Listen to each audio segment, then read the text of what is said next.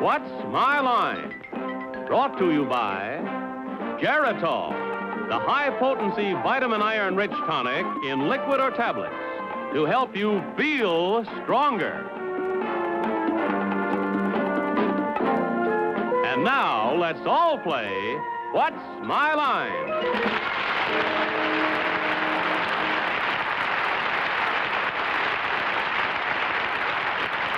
And now, live from New York, let's meet our What's My Line panel. First, the delightful star of stage and television, Miss Arlene Francis.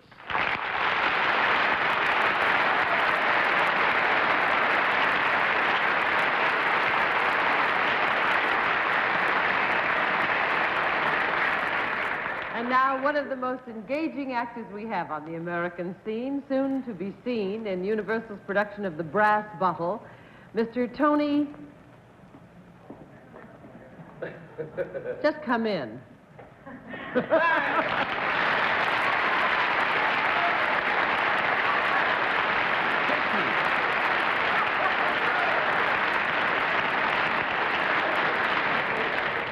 Yes, friends, it's me. I'm sorry, Mr. Randall. I just said it was a joke.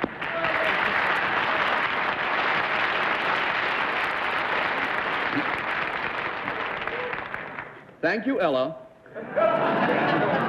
And now it's my pleasure to introduce that talented twister and columnist known to her friends as Dolly May, Dorothy Kilgallen.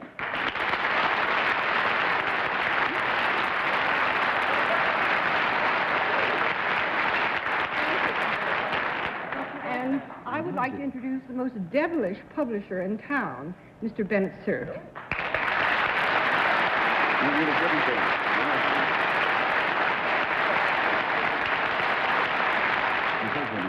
They've just released those dreaded Nielsen reports, and we were terribly happy to find that our little What's My Line show, which is now in its 13th year, is up in the top 10. Number 8, in fact. 15th year. We're 15th year. We're number 8, and we want to thank you for your support, your interest.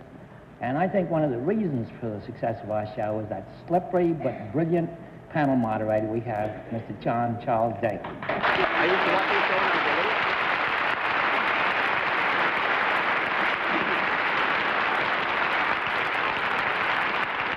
It's hard to know what to do in a case like that. He blames it on me, but calls me slippery. What do I do now?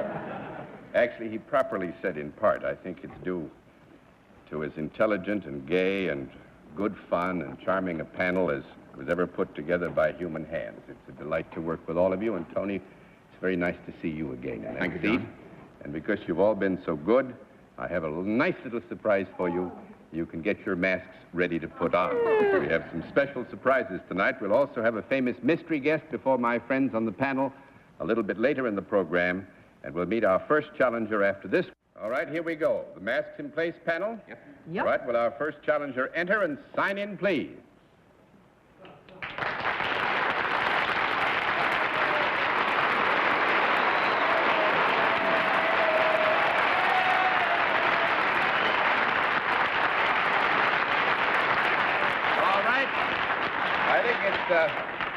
Neat and proper that we should let the audience in the theater and the audience at home know exactly what our guest's line is.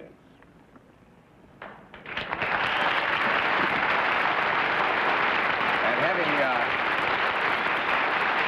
having taken care of that, panel, I can tell you that our guest is salaried and deals in a service, and we'll begin the general questioning with Arlene Francis. Are we blindfolded because there is one or more of us on the panel that might recognize you? Yes. Do you have a name that would have been seen in the papers in the last week or two? Yep.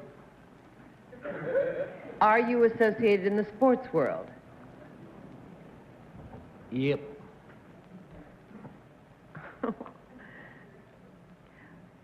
Did you happen to be associated with a sport that was seen in New York on closed television? No. I wouldn't think so. We may be criticized for it, but I'm going to say no. That's 1 down and 9 to go, Mr. Randall. Are you a member of a New York team? Yep. Say it, Tony. Well, I think there's more than one person there. That's why I thought that the applause grew and grew and grew. I'm certain it's a member of the New York Giants. Is that right? Yes. More than one. No. Y.A. Tittle. Wait. No, 2 down and 8 to go. All right. Actually, you want to say it in unison? Because I think you both have it now. Yeah, Tittle. Yep, Tittle. That's right. Gilbert and Abraham.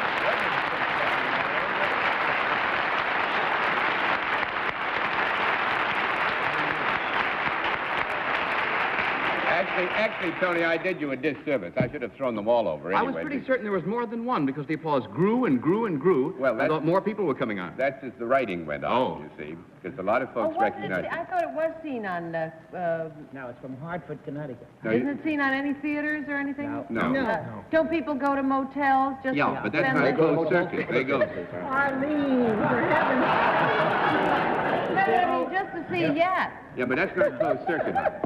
What they do is go beyond the 50-mile circle, you see, and then go and I didn't mean to say anything wrong. Let it alone. You didn't. You didn't say anything. Especially since Mr. Tittle's middle name is Abraham. I wouldn't certainly get on the wrong line with that.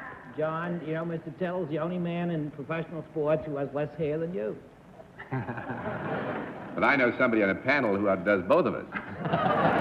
Yelverton. Today I'd like to ask Mr. Tittle a question, if I may. If it comes to the playoff, who would you rather play, the Bears or the Packers? Well, naturally, we're quite interested right now in trying to win the rest of our ball games, but I'm a little bit afraid to answer that question. We've faced the Green Bay Packers the last 2 years in the championship game, and of course they beat us both times. We'd like to try to revenge ourselves. On the other hand, we'd also like to meet the Bears. So I'm not trying to evade the question, but You didn't. it's just tough to answer, really. Yeah, you didn't. Would you like to think about entering the diplomatic corps? That's as nice as it's done. Well, today our Giants, as you know, beat the San Francisco and are now first in their division. And the Browns lost, which made us first. But I know that Yad has some very close ties to San Francisco. Actually, he's a Napa Valley man in a way. You have a boys' camp right at the base of the valley, don't Yes, you? that's true. I see past. We go up to St. Helena, where Virginia and I have a place. We pass Yat's boys' camp, which he in the summertime runs, and he said, And you're rapidly filling it, John. yeah, I'm rapidly filling it. Yat's got 2 candidates he doesn't even know about. Well, needless to say, we're all very proud of the Giants. I knew we'd win this week because Charlie Connolly was here on Tuesday, and I had dinner with Charlie, and we gave you the big old double 2 whammy and 6, you know, so you couldn't lose today. Well, it was a big victory for us. There's no question of that. And every one of them right now count so much to us now that we're back in first place. And we're going to stay there. I sure hope so. Well, I hope so. You'll always be in first place, Yat. Well, thank you very much. A great, great ball player you are. Nice to have you there.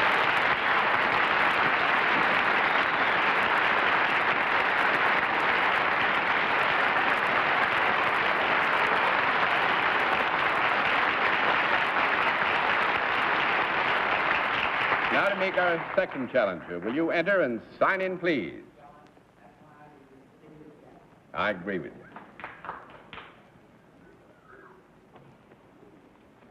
Flora S. Goldfarb. Is that right? Is it Miss or Mrs.? Miss. Miss Goldfarb, where are you from? Brooklyn. From Brooklyn. Oh, nice to have you with us. Nice to have you with us. Miss Goldfarb, may I present our panel? And now will you join me over here, please? I must say, it's nice to think you'd come all the way across that river to see us tonight, and we'll let the audience in the theater and the audience at home know exactly what your line is. Oh, it's a pleasure.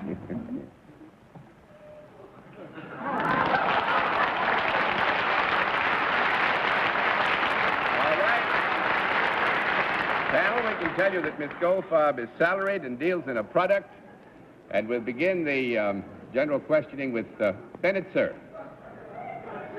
Miss Goldfarb, your product seems to have occasioned some merriment in the audience. I'm sure. Is that because the product might possibly have something to do with babies? No, it has not. No. One down, now to go, Miss Francis. Well, it is a product that can be used by adults. Yes, it is. Can it be used by both men and women? Yes, it can. Is it a product that can be bought in a store? Yes, it can. Is it a product that has something entertaining in its use? Anything entertaining about it? No, you're too kind to them. Oh, We give them a no on that. 2 down, a date to go, Mr. Randall. Well, is the laughter occasioned by your being associated with this product? I believe so. In other words, not normally would a lovely young lady be associated with this product. No, I think it's fair here to offer just an observation. I think you're right, Tony, that it's the association of Miss Goldfarb with the product in terms of her specific relationship to it, rather than the overall character which you just suggested. There is nothing untoward about Miss Goldfarb and the product. It's her specific association with it that would make the occasion the laughter. Dorothy just said to me, lots of luck. Is this a useful product? Yes, it is. Is it a manufactured product? Yes, it is. Is it a consumed product? Yes, it is. Consumed in the sense of being edible? Yes, sir. Is this a food that people eat? Yes, it is. I am the occasion of some disability myself. Would I normally eat this? I would believe so. I'd eat almost anything. Do babies eat this? What age did you have reference to? I must be honest and say I was thinking of infants. No. No, infant wouldn't, Tony. Thank you. That's 3 down and 7 to go, Miss Kilgallen.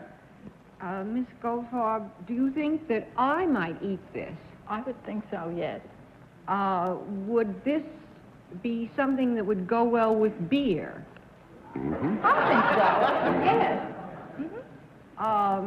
Does it have an interesting, definitive type shape? I would think so, yes. Good. Well, is it anything like a pretzel? No. That's 4 down and 6 to go, Mr. Cerf.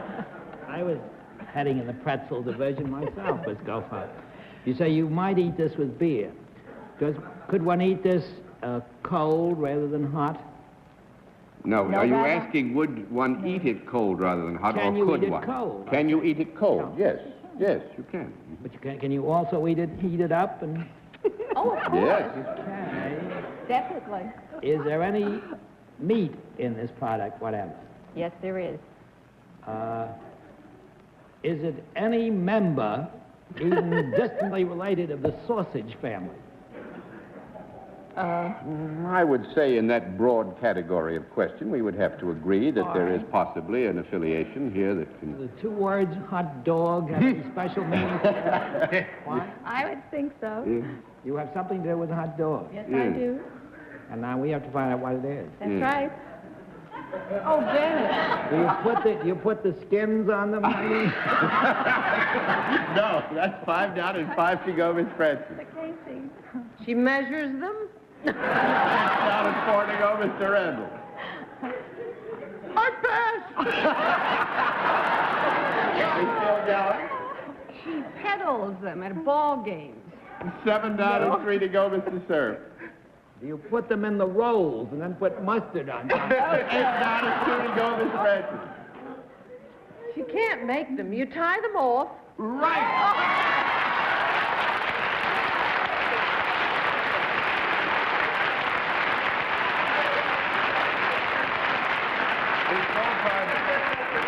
Is with Hebrew National Kosher Products, and this amazed me because everything is done by machine except that the one task that Miss Goldfarb performs, she ties them off. That has to be done by hand. You know. How do you know where to put the string? At the end of the hot dog. Very good, Mr. Randall.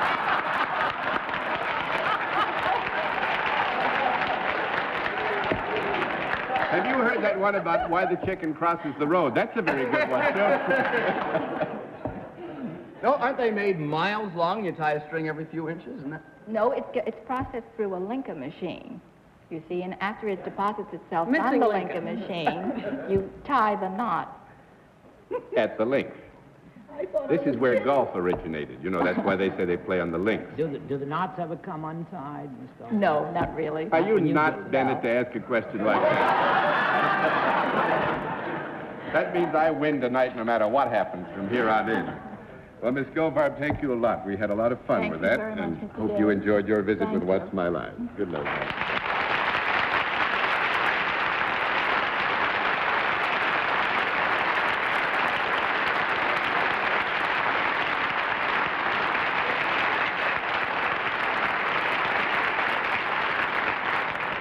We'll meet tonight's mystery guest in just a moment, but first, here is a word from our sponsor.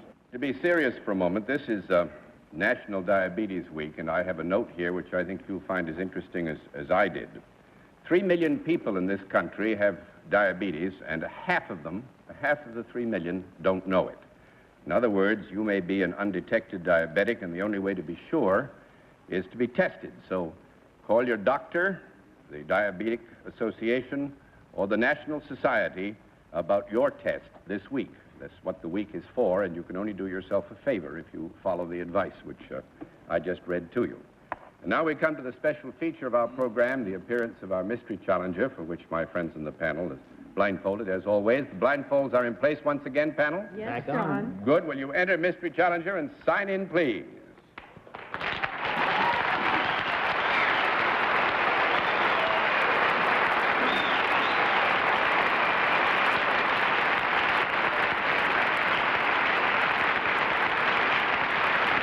All right.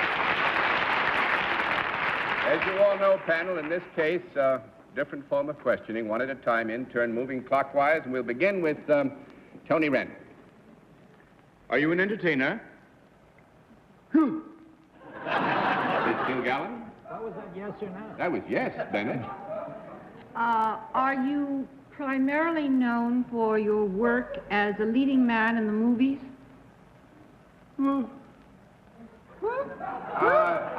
I would say, Dorothy, it's difficult. We would have to say that the reputation is so large and one in so many areas that we give you a yes and no. Mr. Cerf. Do you appear in a weekly television show that requires you occasionally to wear a white coat?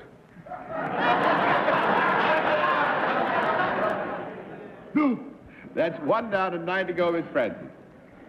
Are you appearing at the present time in a play on Broadway? Mr. Randall. Would you have a recognizable accent? No. I would have to say here that this is a matter which certainly would be open to discussion. And so we will qualify the yes and the no and the no and the yes there. Tony, you can get another shot if you want to. You want to try? Do you think you know where we're going? I think he's a Frenchman. You do? Yes. Well, that's enough from you. Miss Kilgallen. Well, what does that indicate, John? Nothing at all, Dorothy. We didn't answer. You say yes or no?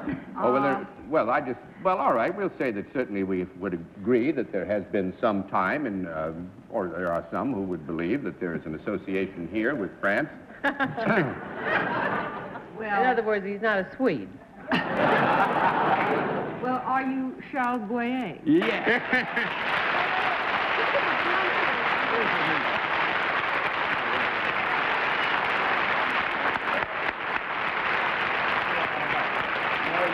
You did beautifully. The simple truth of the matter is that when you come to New York, everybody knows it. I'm afraid we just can't help it. And We get the electricity. everybody does. And your new play, Man and Boy, again, I must say I spent the day at home with my small ones and listened to very, very loud praise of your splendid abilities. Well, I must say the critics have been very nice to me, but you know, John, when an actor gets that kind of reviews, it means usually that he has a pretty good part. And I must say, in Man and Boy, the author, Radigan, has given me a very fascinating and very exciting part to play. But I'm all excited yet because I've played it this afternoon. I'm still made up, you see. I was going to ask you, I saw that you had a matinee today. Isn't that a departure from the usual? Yes. I convinced my producer, Alexander Cohen, to let me play in Sunday afternoons instead of Monday nights. So you see, we have very good afternoon matinees on Sundays, and I can go and see a show on Monday nights. So it's a very good arrangement. Mr. Boyer, your part is supposed to be based somewhat on the life of an actual Swedish financier, isn't it? Kruger? Kruger? No, not actually. Rubenstein, Well, he's that type of a man. You know, it could be Kruger, Insel, Stavisky, but I mean, it's some facts have been taken from Kruger's life, but actually it is fictional too. It's the fascinating story of the big wheeler dealer who takes a little bit and but I mean, parlays it a little bit. what gives its dimension and its depth to the part is that beside being an international swindler, he is also somebody who has a great conflict with his son, hence the title Man and Boy. Well, again, I know I've said this many times before. I'll never forget when we were in Dunkirk, New York together, right after the war. Remember when they did I want the to congratulate you on this anniversary of this show, and as a fan of many, many years, I must say I've always enjoyed it immensely. In fact, I think I've seen it practically, 3 times a month. I mean, on an average. I would like to say that among my great theatrical memories is Mr. Boyer in Don Juan in Hell. Well, thank you. That was a once-in-a-lifetime experience. Every time you come to our country, it's a joy to see you, Charles. Thank you. Thanks for joining us.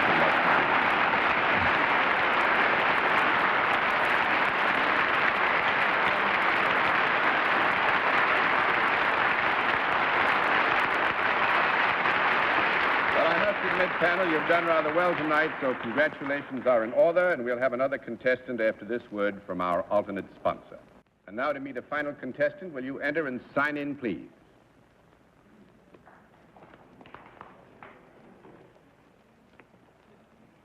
Lewis Perlman, right, sir? All right. We're very short of time, Mr. Perlman. Where are you from? Forest Hills. From Forest Hills. May I present the panel? How do you do? Will you join me over here? We'll tell the audience in the theater and the audience at home exactly what your line is. And I think it's a doozer. All right. Panel, let's see what you can do in a very brief period of time. Mr. Pullman is salaried and deals in a product, and we'll begin with Dorothy Kilgallen. Could I hold it in my hand? Yes. Would I be likely to have it in the house if I owned such a product? I think so. Dividing the world into animal, vegetable, and mineral. Is this mineral? No. 1 down and 9 to go, Mr. Cerf. Mr. Perlman, is this a manufactured product? Yes. Is it a product that is sold in ordinary stores? Let me qualify it by saying it's a product which goes through some degree of processing, but don't be misled by the full acceptance of manufacture. Mr. Perlman, I'm putting aside the possibility or any relation of the poor fellow who was president of the New York Central Railroad. That Perlman is no relative of yours, is that right? Unfortunately, no. Well, I know, it's a tough job. Is your product consumable, Mr. Perlman? No. Well, here, do you mean can it be used up by... Used up? Yeah, I think with your permission, Can it be used up. Is it ever carried close to the person of the person who uses it? Yes. Could it be considered either an article of apparel or personal decoration? Yes. Is it an article of apparel? No. 2 down and 8 to go, Miss Francis. Would women wear this article? Yes. Would they wear it from the waist up? Yes. Would it show if I had it on? Oh, yes. Is it possible that I might have it on at some time? Yes. Yes. Is it anything that is seasonal? Would I be more likely to wear it in the winter than I would in the summer? Not necessarily. That makes it 3 down and 7 to go, Mr. Randall. Is this product more peculiar to women than to men? Yes. Is it a cosmetic product in the sense of... No. That makes it... Actually, I'm going to put the cards all over because we don't really have time to go to... I think you're close to the fact when you get to apparel, but it's a very odd one. I thought you might get one. Eyelashes? No, feathers. Arctic feathers, marabou feathers, decoration. And Miss Perlman is with a New York firm, Gregory and Goldberg Incorporated, manages the whole show, and they sell marabou. He doesn't sell the kind of feathers you stick in pillows, though. Thank you very much, Mr. Perlman. I wish we'd had more time. Nice to have you with us, and what's my life?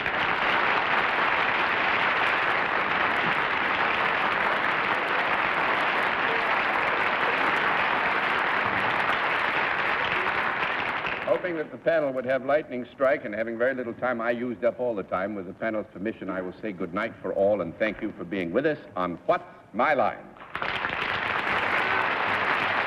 What's My Line is a CBS television network production in association with Mark Goodson and Bill Codman. This is Johnny Olson speaking.